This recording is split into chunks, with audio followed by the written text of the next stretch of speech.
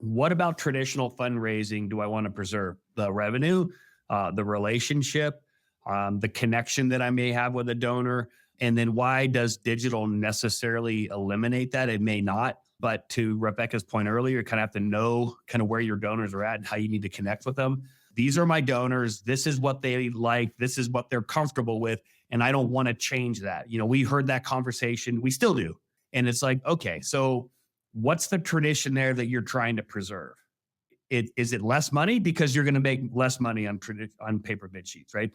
Is it the fighting and the stress that goes along with people having to like elbow themselves around inside of an auction area and trying to bid on stuff? Is that what you're trying to preserve? I don't think so. I think what you're trying to do is say, I don't want to make my donors uncomfortable, okay?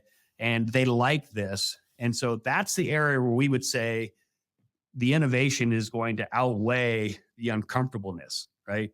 As you integrate, you have to say to yourself, where do I want to be in 3 years, 5 years, 10 years, right? Who are my donors going to be? What do they look like? What are they going to prefer? And like I said before, you've got to partner with companies that are going to help you get there, right? Which means, thinking about what is this innovation going to bring me? Not what is it going to take away? Not who is it going to make uncomfortable?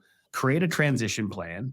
That's kind of where we start with a lot of our clients is getting them just comfortable with letting go of a lot of the traditions that they think are the important parts of the traditions and really kind of focusing more on, how can you advance to the next level with your donors?